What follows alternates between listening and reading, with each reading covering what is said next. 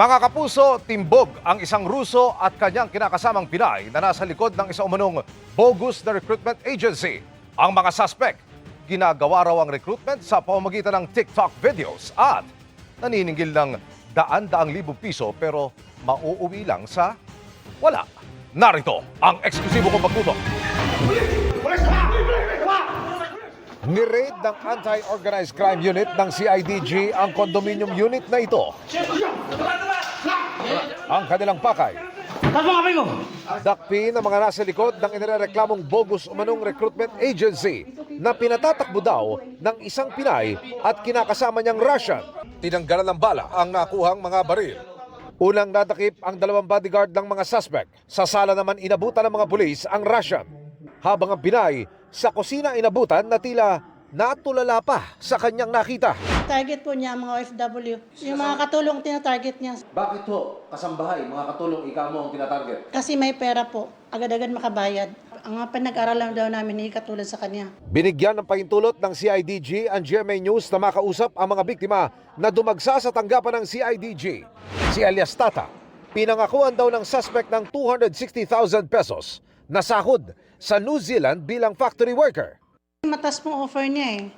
Tsaka being OFW sa Medilas po mababang sahod. So, ginagrab ko yung kanyang offer. Hiningan daw siya ng hindi bababa sa 50,000 pesos na bayad para sa lahat ng requirements pero wala raw nangyari. Hirap po. Kasi po pinaghirapan ko pira ko doon sa abroad. Tapos binigay ko lang sa kanya. Tapos hindi niya kami napaalis. Gusto ko makulong siya forever para wala na siyang mabiktima katulad ko.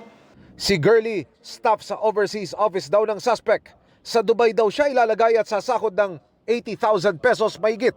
Pero pagkatapos daw niyang magbigay ng higit 100,000 pesos na bayad, dinedma na raw siya ng suspect. Hindi niya alam na yung pinsan ko nasa Dubai. Pina-check ko po kung legit po ba.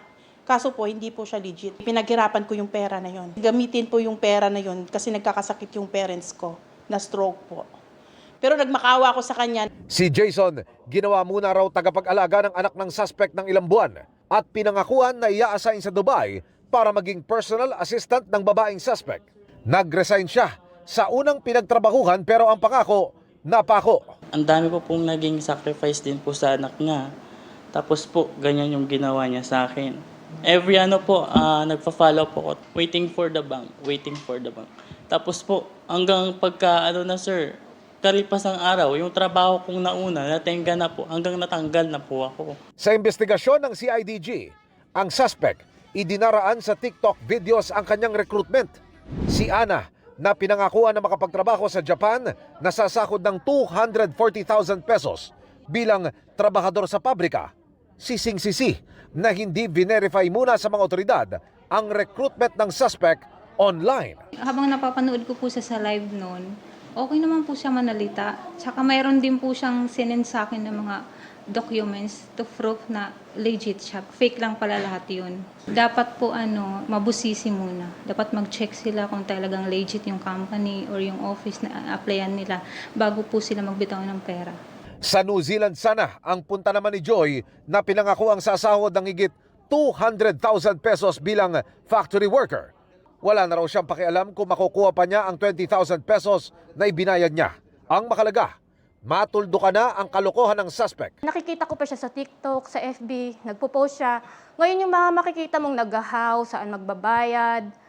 Ang sakit po sa dibdib na makikita mo yung mga ibang kapwa mo OFW na mabibiktima pa.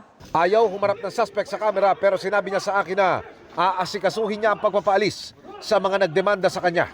Paalala ng PNP sa publiko, ang aplikasyon sa trabaho abroad, hindi sa social media pinoproseso, kundi dapat sa lehitimong opisina ng mga ahensya ng gobyerno.